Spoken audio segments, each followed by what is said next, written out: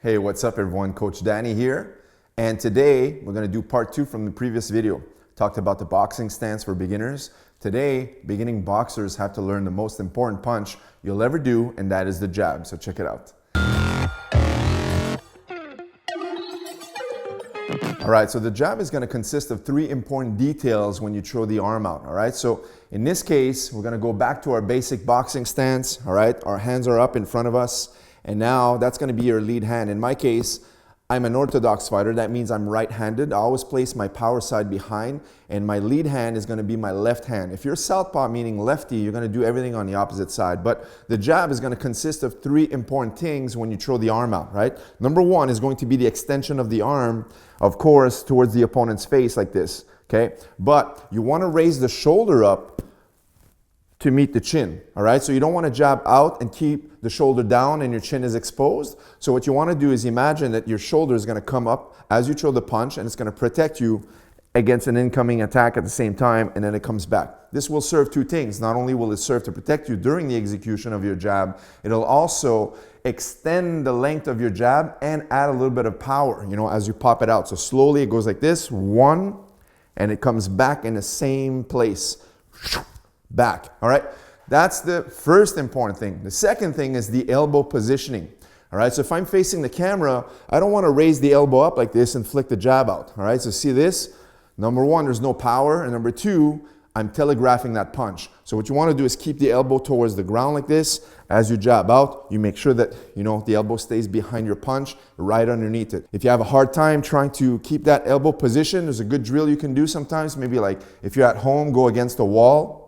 And what you do is just keep throwing that jab from here. That way there, you won't be able to raise your elbow. As you move forward, keep practicing this position, and this will keep you in a good position with that elbow. Now, the third point is gonna be the extension, or I should say the rotation at the extension of your fist. So imagine, because when we're wearing gloves, we don't really see where the knuckles are, but you wanna have the 2 first knuckles in your gloves to make contact, all right? So the trick with this is as you extend your jab, you're going to rotate and turn. So the 2 big knuckles, the middle finger and the index, are going to make the point of contact during the execution of the jab. So it's going to twist as such if you look at my glove. So from this side here, watch the glove. As it extends, it turns, and the thumb rotates downwards on an angle before it comes back in a neutral position. So those are 3 important things to keep in mind when you throw that jab. Now, of course, there's common mistakes. I want to address this. Number 1, when people throw the jab, sometimes they want to reach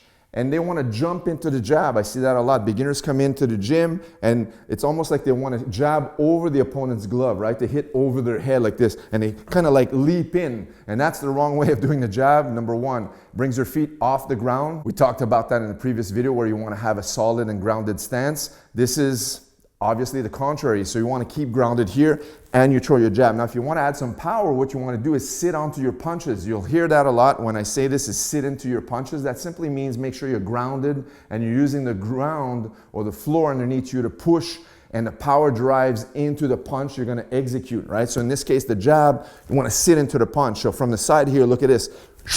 I'm pushing. It's almost like I'm sitting into my punch and driving the shoulder from the hips and the legs using the ground underneath me. Now, if you want to step forward, of course, if the opponent's outside of your jabbing range, you know, of course, when you're going to be boxing, you're going to be 1 step out. So what you need to do is 1 step in. So slowly, as you cover the distance, instead of leaping in, like we said, all right, what you're going to do is step it in. So you're going to step with the lead foot, 1, and then bring your back foot back.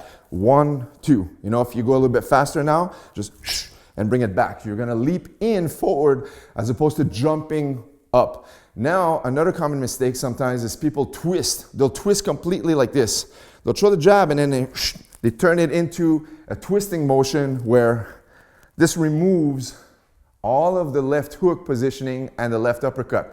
All right, so what you want to do is keep the jab centered right here and come back. Don't turn your body like this sideways. Number 1, it exposes you, and number 2, it removes everything for reloads that you're going to learn later on with the left hand. Now, a couple of things is when you train your jab, always visualize a target. So when we say jab to the head, we mean the nose, the cheek, we need the chin. So you visualize that stuff, and those 2 first knuckles are going to make contact on those targets, all right? So sometimes we just jab right at the chest or the shoulder to kind of like aim, because the person is going to be ducking down. So you want to jab more there, but you know you're going to land on the chin. But you also want to be learning to step it in, or sometimes even stepping on an angle. So as you angle out, as you twist out. So what you do is basically you're just poking the jab against someone who's trying the right hand and lunging in. So you just step on an angle and just, you know, dart that jab onto their head every time. Sometimes you want to change the level. Maybe you're going to jab to the body. So when you jab to the body, always keep your eyes on the target. And the target is not simply the body, is always looking at your opponent. So if you're looking at the opponent upstairs and you jab downstairs, you keep your eyes upstairs during the execution of that lower jab into the stomach, all right? So these are important things you want to have when you train your jab. So get in front of a mirror, use those concepts. These details are super important. And eventually, just like the basic stance video I talked about in the previous video, if you haven't checked that out, go back and take a look. Well, eventually, the jab, you won't have to think about all these details. You're going to be throwing the jab and you'll have those positions. That reminds me of one more detail is every time you jab, keep the opposite hand in position. That means my right glove right here, see? Just like we said, into the stance. Like a lot of people, sometimes they'll jab and they'll just simply drop this hand. I don't know why. It's just like a bow and arrow effect. Every time they throw one punch, the opposite arm comes down. So what you want to do is keep the hands in position. All right, so always keep here. Sometimes what I've done is I hold a tennis ball and I place that between my glove and my cheek right here near my neck, and that makes sure that I don't drop the ball, so it practices to keep the hand up, right? Of course, if it gets too wide or you start to drop it, you're gonna drop that tennis ball. So these are little tricks that I wanna share with you guys on the importance of a left jab. So anyone who's serious about boxing should get serious about the jab.